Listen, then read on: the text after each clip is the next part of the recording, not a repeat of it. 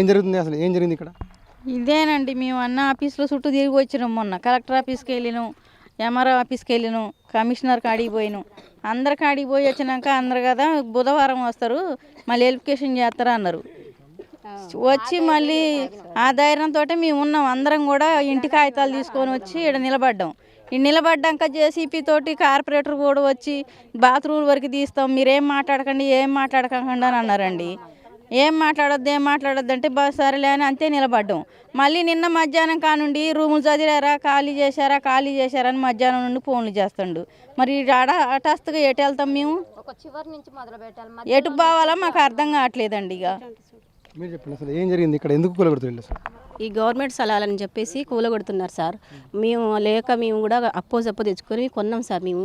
అయితే ఏమంటారు, ఇప్పుడు ఇది గవర్నమెంట్ స్థలం, మీరు ఉన్న పొలం ఖాళీ చేయండి మీరు అని చెప్పేసి అంటారు. అంటే మరి ఎట్లా వెళ్తాం మేము, మాకు ఇదేంది, మేము కొన్న స్థలాలు ఇట్లా వెళ్ళాలంటే పిల్ల జల్ల వేసుకొని మేము ఎక్కడికి వెళ్తాం అని చెప్పేసి మేము అన్నాం సార్.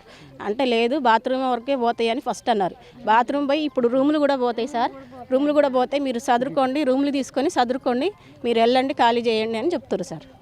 ఇది మాకైతే న్యాయం కావాలి సార్. అసలు మీరు ఎప్పటి నుంచి ఉంటారు ఇక్కడ, ఏం జరుగుతుంది? ఇది మా ఇల్లు సార్.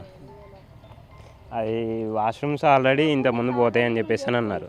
అయితే మేమేమన్నామంటే వాష్రూమ్స్ పోతాయని అంటే మేము యాక్సెప్ట్ చేస్తాం. కాకపోతే ఏంటంటే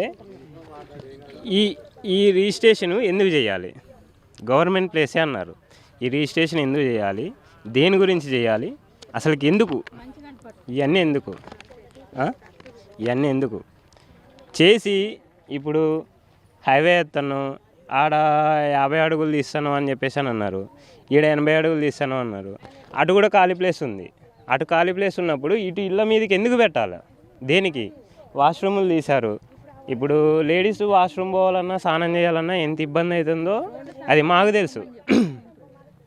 ఈ రోడ్డు వచ్చేసి ఇంతకుముందు 30 అడుగులు ఉన్నది.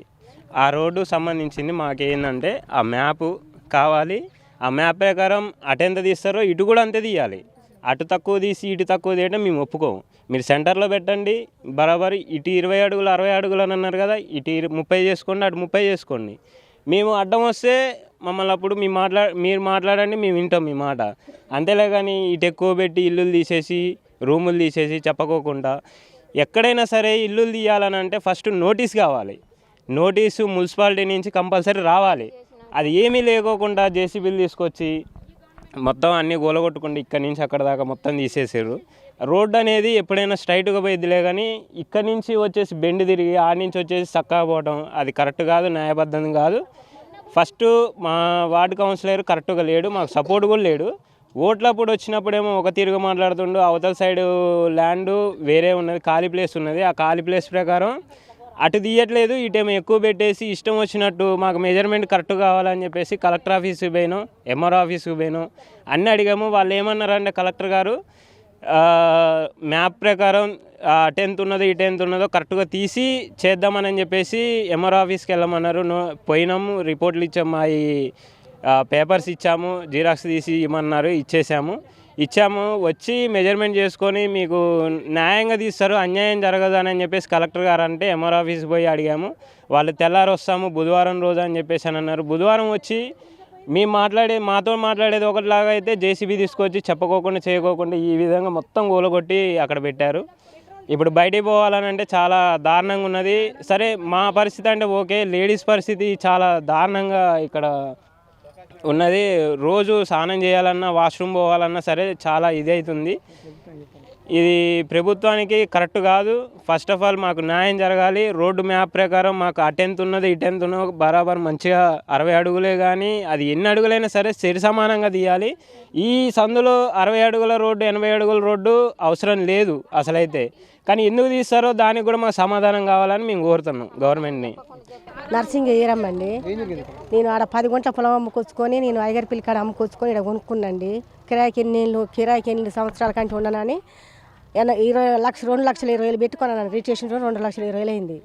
కొనండి కొని వెళ్ళక నేను కిరాయిలకు కొంటాను. కట్టుకుందంటే సోమత కూడా లేదు నాకు. కిరాయి కొంటున్నాను నేను. ఇది ఆధారం మీద ఉంటే నేను నా మగడు కనుక్కుంటే నా మగడు ఇప్పుడు 7 నెలలు చనిపోయాడు. నాకు చిన్న పిల్ల అండి. నేను ఏటి పోయి ఆడ ఉంటాను, నేను కిరాయి కట్టుకుంటా ఉన్న స్థలంలో గుడిసె వేసుకుందాం అనుకున్నా, గుడిసె లేదు ఏం లేదండి సారు. మరి నాకు న్యాయం చేయాలని కోరుతున్నాం. మరి ఈ న్యాయం అనేది 30 ఎక్కడెక్కడ సెంటర్లో 80 గజాలు 70 గజాలు కాకుంటే ఈడ ఏది లేకుండా అక్కడ 70 గజాలు 80 గజాలు అంటే 30-50 గజాల స్థలమే రోడ్లు అయినాయి, మంచిగా డెలివరీ రోడ్లు. మరి ఇటెందుకు ఇంత గానం పెడతారు? ఇదంతా కావాలని చేస్తారు సార్. కావాలని చేసి అటు జాగాకి వెళ్ళాం, అటు కరెక్ట్గా చేయాలని మేము కోరుకుంటే మేము చేసింది ఒకటి, ఆయన అన్నది పద్ధతిగా తీసుకొచ్చి నిలబడి మమ్మల్ని కోల్పించి తోలిండు. మా స్థలం ఉంది సార్, ఆయన ఇల్లు కట్టుకున్నారు. నాకు వెళ్ళక నేను ఇల్లు కట్టుకున్న వాళ్ళు స్థలం ఉన్న వాళ్ళు ఇల్లు పోయింది, స్థలం పోయింది కదా రేపు నాకు. మరి నా పరిస్థితి ఏంది? నాకు మగ దిక్కు లేదు, నాకు పిల్ల, నేను ఎడిపోను, నేను ఏం చేయను సార్. మరి ఇది న్యాయం చేయాలి సార్. మాకు ఎటైనా అటింత తీసి న్యాయం చేస్తే మేము ఒప్పుకుంటాం, మేము కాదంటలేదు. కానీ న్యాయం కూడా అంతా మాకెళ్ళినట్టు మొత్తం పోద్దంటే మీ ఆడ ఉండాలి, ఏ బజార్లు ఉండాలి? ఇప్పటికే బజార్లలో కిరాయిలకు ఉంటాను, ఉన్నోళ్ళు ఎడిపోవాలి, లేని వాళ్ళు ఎడిపోవాలి మేము అని అడుగుతున్నాం సార్. న్యాయం చేయాలి సార్ మాకు. ఓకే, మొత్తం చూసినట్టయితే ఇక్కడ చూడొచ్చు, దాదాపు ఇక్కడ రోడ్లు విస్తరణ పేరుతో కూడా మొత్తం ఇక్కడ ఈ చూడొచ్చు మనం ఇక్కడ ఉన్న ఇళ్ళని మొత్తం కూలగొట్టిన పరిస్థితి. జేసీబీ తీసుకొచ్చి అంటే సమాచారం లేకుండా, అధికారులని సమాచారం లేకుండా కూడా, మాకు ఎటువంటి సమాచారం లేకుండా కూలగొట్టని చెప్పి ఇక్కడ బాధితులు వాపోతున్న పరిస్థితి. ఇప్పటికైనా సరే ఏదైతే ఇక్కడ 29 డివిజన్ సంబంధించిన కార్పొరేటర్ కూడా మాకు వత్తాసు పలకట్లేదు, వేరే వాళ్ళకి సపోర్ట్ చేస్తున్నా కూడా ఆరోపణలు కూడా చేస్తున్న పరిస్థితి. ఇప్పటికైనా సరే దీనిపై జిల్లా కలెక్టర్ కానీ అదే అధికారులు స్పందించి మాకు తక్షణమే న్యాయం చేయాలని, లేకపోతే ఈ విషయాన్ని సీఎం దగ్గర కూడా తీసుకెళ్తాను కూడా ఇటు మహిళలు కూడా పెద్ద ఎత్తున ఆందోళన చేస్తున్న పరిస్థితి ఉంది. ఇది కొంత తాజా పరిస్థితి. కెమెరామెన్ సతీష్తో గోవింద్, అభినవ్ భారత్, ఖమ్మం నుంచి.